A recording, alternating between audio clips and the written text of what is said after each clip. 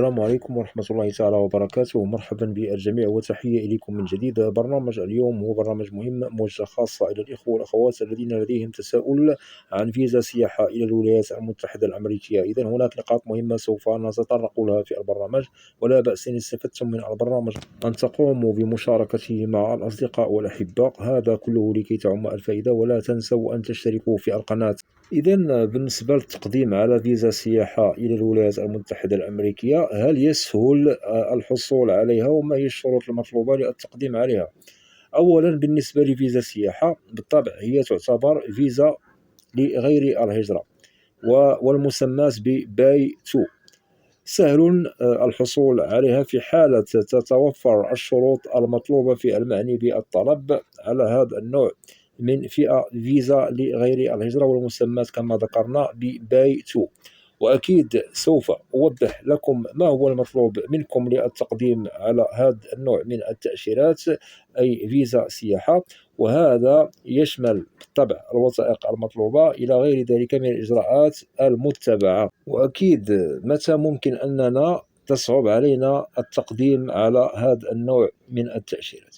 عندما نجد المعني بالأمر الذي يريد التقديم عليها لا تتوفر فيه الشروط المطلوبة، فأكيد لا ينصح لهذا الشخص التقديم على فيزا السياحة، لأنه أكيد لا تتوفر فيه الشروط، بل فقط المؤهلين والمتوفر فيهم شروط التقديم عليها بدون أيها نقص يتعلق بالمستندات المطلوبة عامة، وسوف أذكرها لكم بعد قليل. إذن بعدما وضحنا لكم متى يصعب التقديم على فيزا سياحة ومتى ممكن أنه يسهل علينا التقديم عليها، أنتقل بكم إلى الوثائق أو المستندات المطلوبة في ملف التقديم على فيزا سياحة باي تو.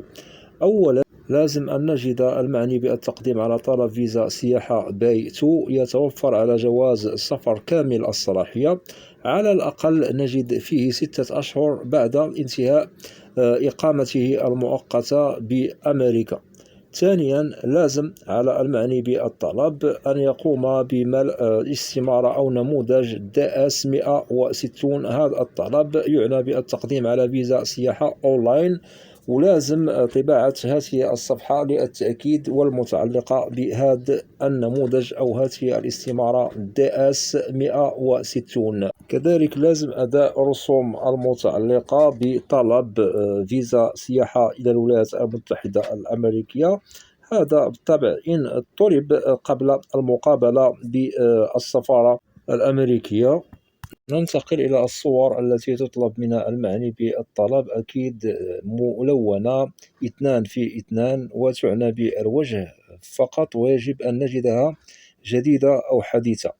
كذلك لازم إثبات القدرة المالية كحساب بنكي متوفرون عليه، أو إثبات يتعلق بالشخص الذي سوف يتكفل بمصاريف وتكاليف الرحلة إلى غير ذلك. كذلك لازم على المعني بالطلب على فيزا السياحة أن يثبت بأنه يعمل، أي شهادة عمل أو وظيفة كيفما كان هذا العمل. كذلك لازم إثبات الروابط التي تعنى بإقامتك في بلدك الأم، وكذلك روابط تتعلق بعائلتك. كذلك لازم إثبات روابط تعنى بالسكن، إثبات المغادرة والعودة إلى البلد الذي أنتم مقيمون فيه، وهنا نؤكد ونقصد بلدكم الأم. كذلك ممكن أنه تطلب منكم وثائق أخرى قد تطلب للبعض منكم، ونؤكد هنا على المستندات التكميلية للملف المتعلق بطلب فيزا سياحة باي تو. المهم هو أننا وضحنا لكم الوثائق أو المستندات المطلوبة منكم، والتي تظل مهمة وضروري أن تتوفروا عليها مكتملة بدون نقص. وللتأكيد رسوم فيزا سياحة إلى الولايات المتحدة الأمريكية هي $160 أمريكي. أكيد هذه الرسوم لا يمكنكم استردادها في حالة رفض الفيزا لكم، ولا يمكنكم تقديم التماس لدى السفارة الأمريكية لأجل استعادة هذه الرسوم المؤداة على فيزا باي 2. وهذا قانون يشتغل عليه على جل تأشيرات أو فيز، سواء للهجرة أو لغير الهجرة إلى الولايات المتحدة الأمريكية. ونؤكد كذلك على نقاط مهمة بالنسبة لفيزا السياحة باي 2 إلى الولايات المتحدة. ضروري من الشروط المطلوبة هي التي تخول للمعني بالتقديم أن يقدم على الفيزا وهو في كامل الأريحية، وأكيد ممكن أن الحصول عليها مع توفر الشروط المطلوبة يضمن للمعني بالتقديم على طلب فيزا سياحة إلى الولايات المتحدة الحصول عليها 100%. أما الذي لا يتوفر على المتطلبات المطلوبة للتقديم على هذا النوع من فيزا سياحة إلى الولايات المتحدة فأكيد هو خارج إطار المرفوضين والغير المؤهلين للتقديم على الفيزا، لأنه الشروط المطلوبة للتقديم ذكرناها لكم، وبالطبع هي منعدمة وغير متوفرة في المعني بالأمر. إذن هذا الشخص يصعب عليه التقديم على فيزا باي 2 أي فيزا سياحة، وهناك قانون يشتغل عليه في هذا النوع من فيزا سياحة إلى الولايات المتحدة، ولا يمكن لمن هب ودب بإمكانه التقديم على فيزا سياحة باي 2 إلى الولايات المتحدة الأمريكية. وهناك تساؤل سوف يطرح عن المراحل والإجراءات وكيفية التقديم.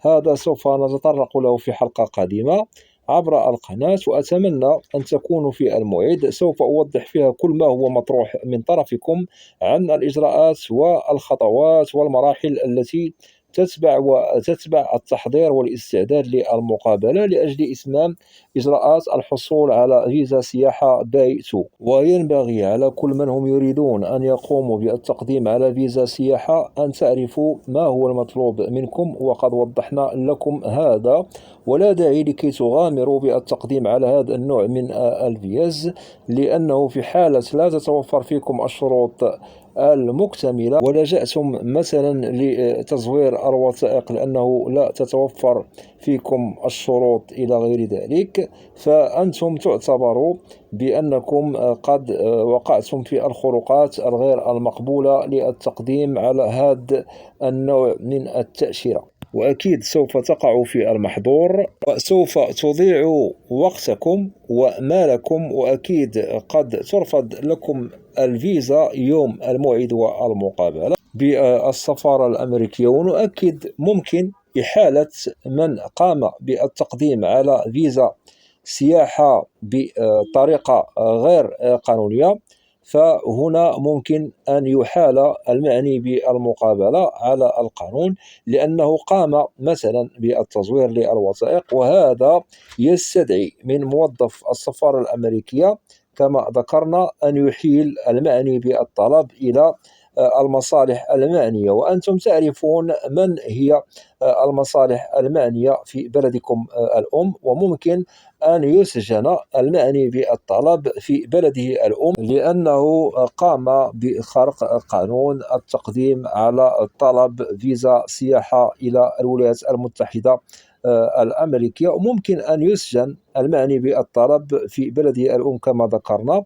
إذن هنا للنصيحة لكي لا تقعوا فيما لا تحمد عقباه فلازم أن تحذروا. إذن حذاري من هذه الخروقات. ونؤكد في حالة أنه تتوفر الشروط للتقديم على فيزا سياحة وهذه الشروط متوفرة فيكم مكتملة فقدموا عليها وتوكلوا على الله. وفي حالة لا تتوفر فيكم الشروط للتقديم على فيزا سياحة فلا ننصح بالمغامرة، وما عليكم إلا أن تبتعدوا من أيتها مغامرة كما ذكرنا، لأنه ممكن أنكم تندموا عليها، وهذا لا ننصح به. أتمنى أن تكون جميع النقاط واضحة، وإن شاء الله خير. هناك حلقات سوف نتطرق لها تعنى بفيزا سياحة. بالطبع سوف نلبي فيها الطلب خدمة لمن هم مهتمون بالتقديم على فيزا سياحة إلى الولايات المتحدة الأمريكية. وأتمنى من الإخوة والأخوات الذين لا زالوا لم يشتركوا في القناة، أدعوكم إلى الاشتراك في القناة وتفعيل زر الجرس ليصل إليكم كل جديد. ولا تنسوا أن تدعمونا دائما باللايك لكي نصل إلى أكبر نسبة من المشاهدة. وبالنسبة للقناة محتواها كامل وشامل عن الهجرة والمهاجر إلى الولايات المتحدة الأمريكية بشكل عام وكتعريف.